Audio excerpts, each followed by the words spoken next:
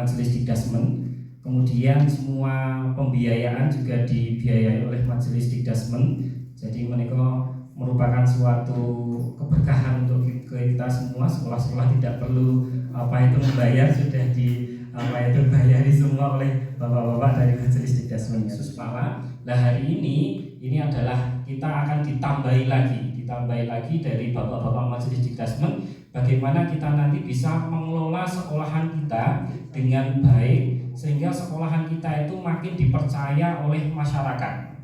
Harapannya kalau saat ini sebelum pendaftaran itu sudah tutup itu di Aum PCM Kartasura itu baru SDIT Al-Kausar. Harapannya ke depan ya 11 sekolahan kita, sekolah madrasah kita itu ke depan sebelum dibuka itu sudah tutup semua. Itu nggih Pak.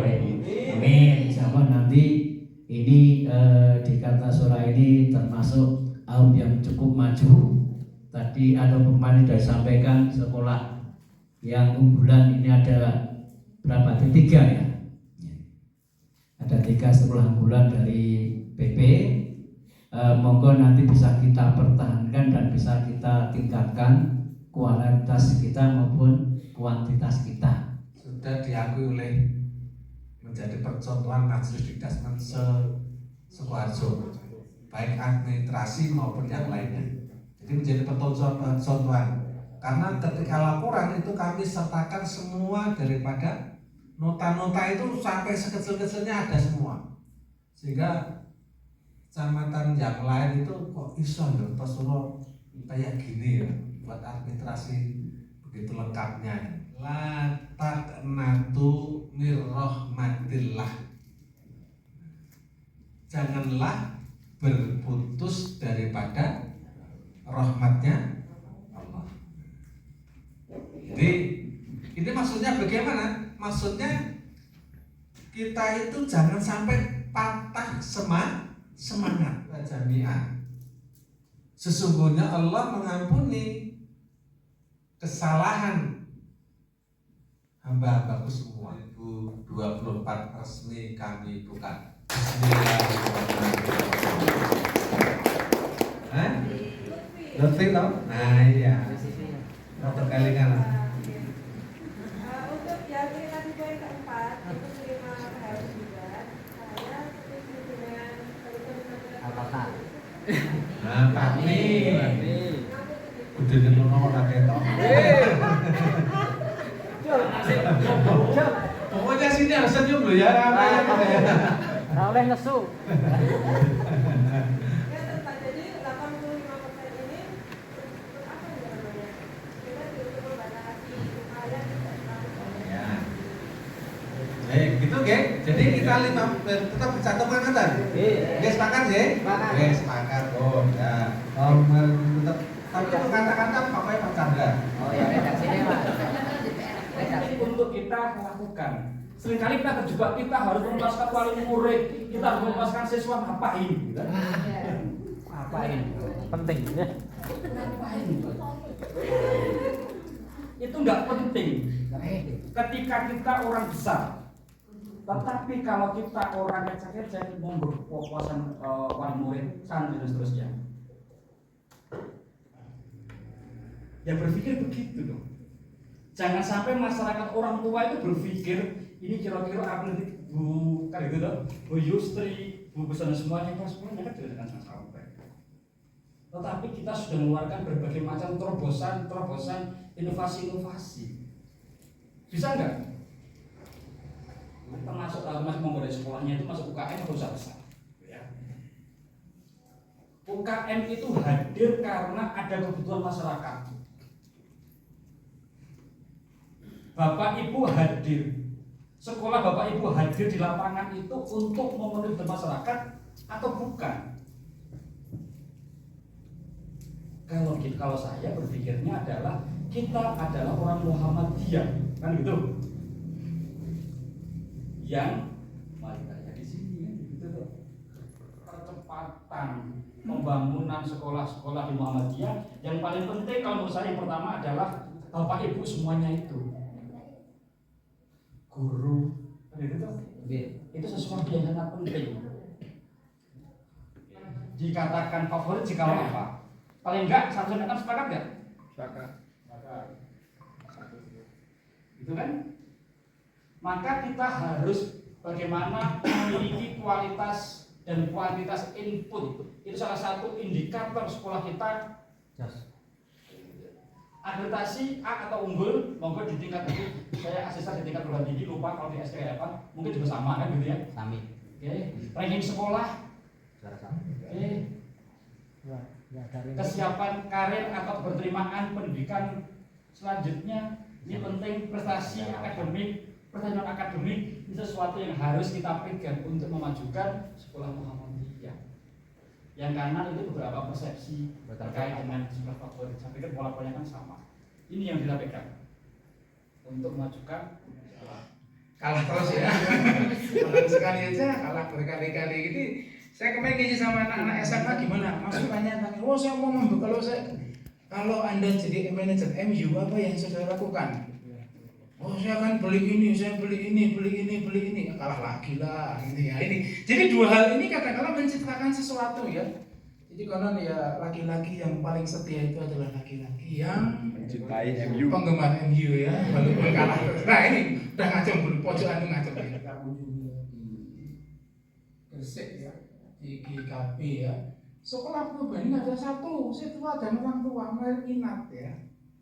Ya, menarik minat orang tua siswa.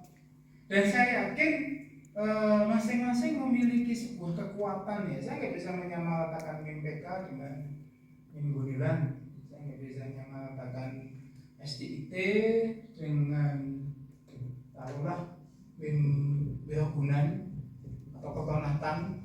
Itu kan beda. Jadi minat siswa dan orang ini penting ya Bapak Ibu sekalian. Jadi kemudian ada reputasi.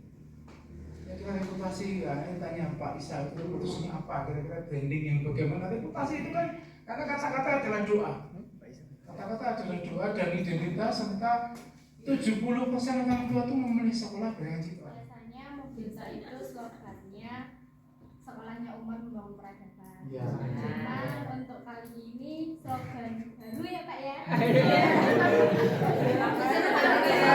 Kalau bagaimana gimana Pak? Mendidik dengan hati, membina dengan cinta. Iya iya, baik sekali. Bahagia belajar. Bahagia. Saya pilih yang terakhir. dalam prestasi. Sinergi dalam prestasi. Tepuk Ibu tangan. dari SMA juga? Apa kira-kira? Kreatif Islamic School. Kreatif Islamic School. Ya ini kreatif Islamic School saya. Sinergi dalam prestasi terlalu Bapak?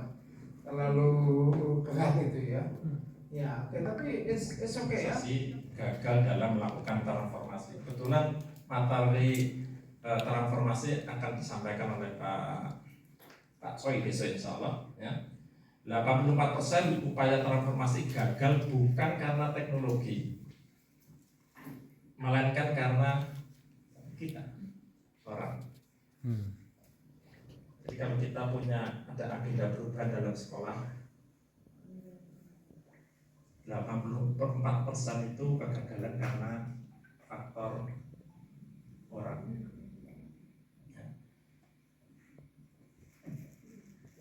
Dan pertanyaan kepada instruksi.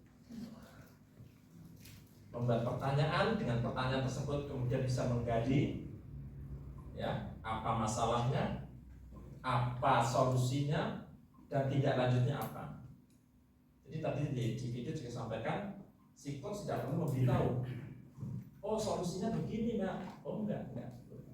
Semuanya yang menjawab adalah si coachingnya. Biasanya kan itu anak juga sama, biasanya hilang-hilang, maksudnya juga terjadi masalah yang sama ya, masalah ya pengetahuan bermasalah ya bahasa Inggrisnya pertama juga diambil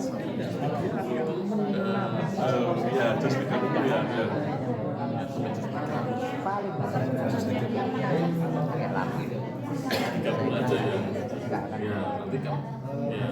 Kalau ketinggalan sedikit dia akan ngejar. Apa itu? Tindak lanjut yang kedua. Strategi itu tadi. Strategi pertama nama guru, yang kedua Dia itu sekolah atlet. Kalau udah di stop padahal. oh wes ya apa? Kosong kosong enak ya. Pun diwale tereng Pak lah kosong no. Lah bukan oleh nikmati itu. Aduh panas Pak. Oh iya, tanda iya. Secara tuh. Banyak Olimpik. Karena film kita tuh udah itu kan masuk gitu. Masuk.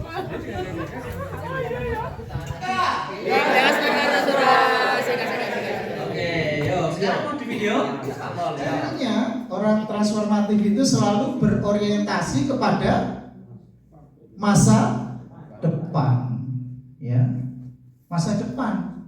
Wes kuwi nomor 1. Kalau perlu, ya, saingannya belum mikir, kita sudah melakukan. Itu transformatif, leader yang transformatif begitu. Bukan yang sekarang, tapi sesuk piye. Kira-kira itu tidak meninggalkan sebelumnya misalnya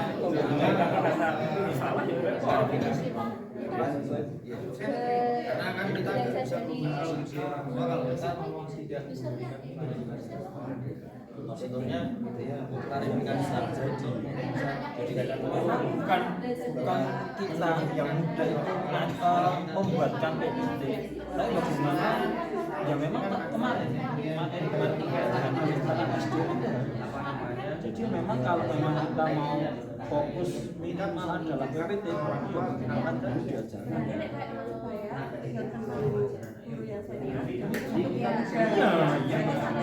kelompok sekolah ketika menangani seperti ini. Yang pertama adalah tipe sekolah reaktif. Kemudian ada tipe sekolah responsif. Dan yang ketiga adalah tipe sekolah mitigatif. Tipe sekolah reaktif itu akan terlihat dia gagap. Akan terlihat sekolah tersebut ketika merespon ya hal seperti ini, isu yang menerpa dan itu menjadi perhatian banyak orang, itu dia akan gagap, kemudian cenderung melakukan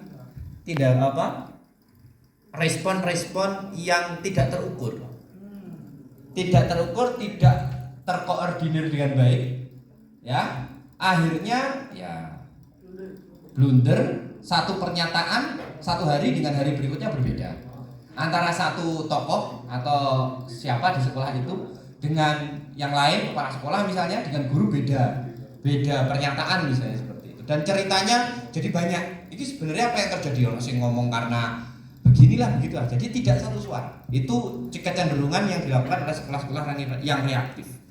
Karena memang tidak pernah ada penyiapan kalau isu-isu itu terjadi. Yang kedua adalah sekolah yang responsif. Kenapa saya katakan sekolah yang responsif? Karena dia mencoba dengan sumber daya yang dimiliki mengelola sebaik mungkin meskipun ada kekurangan. Gitu ya. Karena mungkin sudah ada prediksi kalau kejadian seperti ini menimpa, tapi juga persiapannya kurang. Itu tipe sekolah responsif, masih lebih baik. Yang paling bagus menurut saya adalah sekolah mitigatif. Saya perlu garis bawahi, kasus ini tadi disampaikan di kelompok, salah satu kelompok, ini memang belum terjadi. Terus dijawab, jangan sampai Pak Sri. Nah kalau ini jangan sampai terjadi, ya jadilah mulai dari forum ini jadi sekolah yang mitigatif. Bapak Ibu sudah menyiapkan belum sekolahnya menjadi sekolah yang cukup tanggap, tanggon, terengginas kalau kata orang-orang akabri ya di Akmil, itu untuk menyiapkan semua perangkat, semua sarana dan semua tenaga pendidik dari atas sampai bawah kalau ini terjadi sekolah baru. Ya. Jadi setelah acara ini ya jangan selesai gitu, hanya jadi cerita kita seru-seru diskusi. Ya. Kemudian tadi ada yang mengatakan harus ada pelatihan apa Pak? Saya pernah melakukan di sana 4 kali dengan anak-anak PPG. Jadi salah satu luarannya adalah sekolah tersebut punya SOP terkait dengan bullying. Tapi data yang kita tidak ungkap tentu saja adalah fenomena bullying di dalamnya, dan itu mengagetkan. Termasuk bentuk-bentuk bullyingnya. Karena kami kelompokkan berdasarkan bentuk bullying. Karena bentuk bullying itu banyak. Ya mungkin menurut satu orang ini bukan bullying, tapi ternyata menurut definisi dan kategorisasi itu bullying. Dan itu saya yakin di sekolah Bapak Ibu juga terjadi. Itu nggih. Jadi itu saja. Jadi mana yang menang? Menurut saya sama-sama baik. Iya. Tapi terakhir closing statement untuk kelompok ini adalah ambillah tindakan sesuai dengan fakta, bukan perasaan.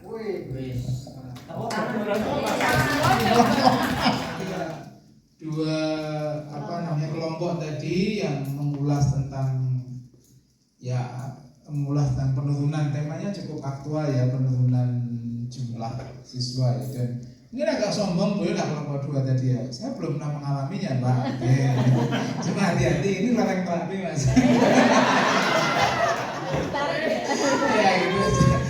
Tapi dalam artian memang betul ya. Jadi saya menarik tadi dari tadi satu ungkapan bahwa sampai membayar medsos ya. Memang kalau itu ikhtiar yang harus kita lakukan, kenapa tidak ya? Karena kalau kita medsos cuma medsos biasa gitu kan ya, di take down juga cepat dan sebagainya, kemudian ketumpuan isu baru juga akan muncul. Jadi yang tadi kan mungkin jangkauannya lebih luas, jadi malah Jakarta bisa masuk itu ya satu. Kemudian ya yang kedua memang kadang-kadang orang tua itu juga bumerang juga. Ya tadi menanya orang tua itu kadang-kadang jadi bumerang begini. Kadang orang tua itu nggak sayang kok keluar uang 50.000 untuk pendaftaran kok. Ya jangankan 50.000 ya, 1 juta pun pendaftaran juga mereka bayar. Jam 8 pagi itu mereka nginep untuk antri untuk mendaftar di situ. Tapi sekarang udah hilang semua dengan adanya zonasi itu sudah hilang. Jadi grup musik ya jadi Dewa 19 Pak. Kenapa Dewa? Saya kemarin lihat Dewa 19 di Manaan itu benar-benar band keluarga ya. Jadi yang lihat itu anaknya SMP diantar oleh orang tuanya, ternyata orang tuanya juga fans Dewa juga, pada Dewa semua. Jadi bisa diterima semua kalangan ya Dewa 19. Ya jadi setelah cuman belum selevel itu. Jadi kemarin memang betul mencari keluarga. Jadi coba sekolah panjenengan itu menjadi sekolah agronomi. Ya sekolah agronomi itu pokoknya sekolah nanti, ya usah, pokoknya sekolah nanti MPK dalam artian begitu. Jadi yang jelas itu luar biasa semua, kita beri plus untuk dua kelompok itu ya. Masa Pak Rafiq akan lebih baik, masa Pak Dana juga akan terbaik juga, sama-sama baiknya. Ngoten nggih? Oke. Untuk tangan. Kemudian yang terakhir untuk penggunaan IT supaya orang tua itu senang. Saya itu punya trik karena dulu saya itu sarkas. Pokoknya tak lengkapi di kelas itu IT, gelem ra gelem kudu nunggu. Jadi di kelas itu saya belikan TV, bukan apa namanya? TV tabung. Itu sudah ada, bisa untuk internet, bisa untuk apa-apa. Smart TV sudah saya lengkapi. Sehingga guru itu kalau nanti tidak bisa yang ngajari murid, lama-lama malu kan gitu. Nah nanti kan lama-lama dia akan menggunakan itu. Seperti saya juga dulu itu juga gaptek, tapi sekarang saya senang masuk sekolah rasa pokok buka TV smart. Pengertian apapun gue Google tulis, boleh ono cah ning kono, yo kuwi dalile tulisan kan gitu. Jadi enak, makanya tolong di kelas semuanya fasilitas. Karena saya sebagai kelas, maka saya lengkapi iso kudu nunggu kan gitu. Ya tuh ya. Seperti saya sebenarnya nggak tahu masalah IT, tapi ternyata saya bisa bikin apa itu lab IT, workshop semuanya saya buat semuanya gara-gara IT itu. Jadi lah udah ngomong ini gandeng alat teknik dari iso kan. Jadi gitu ya. Jadi monggo nanti kelasnya semuanya diberi smart TV semuanya. Murah kok, hanya 60 juta. Background sekolah yang berbeda-beda. Yang saya ingin adalah meskipun mungkin dari SD ada yang MIM dan seterusnya, ada standar yang minimal sama. Termasuk misalnya dari SMA, SMK misalnya gitu juga dibayarkan. Sebenarnya Idealnya setiap sekolah satu kelompok tok, satu kelompok saja untuk semua borang ini. Tapi karena waktunya tidak mencukupi dan juga ruangan, jadi kita harus merger dengan beberapa sekolah untuk membangun satu standar yang sama. Tapi kalau nanti ada workshop misalnya di sekolah Bapak Ibu, kita bisa satu sekolah seharusnya keseluruhan itu punya karakteristik sendiri-sendiri. Sakit ya, waktunya tidak panjang, mungkin sekitar 20 menit saja saya pakai timer. Setelah itu nanti ada penyampaian dari masing-masing kelompok. Ngoten nggih, setelah itu baru nanti saya perkuat dengan materi. Terima kasih, monggo. Filenya sudah dapat semua toh tiap kelompok? Nah, ada yang bawa laptop, bagaimana, apakah dibagi dan seterusnya, silakan. Ya, nggih. Waktunya 20 menit saja saya pikir cukup untuk 3 dokumen. Fokus hanya pada standar kompetensi lulusan, proses dan teknik. Oke.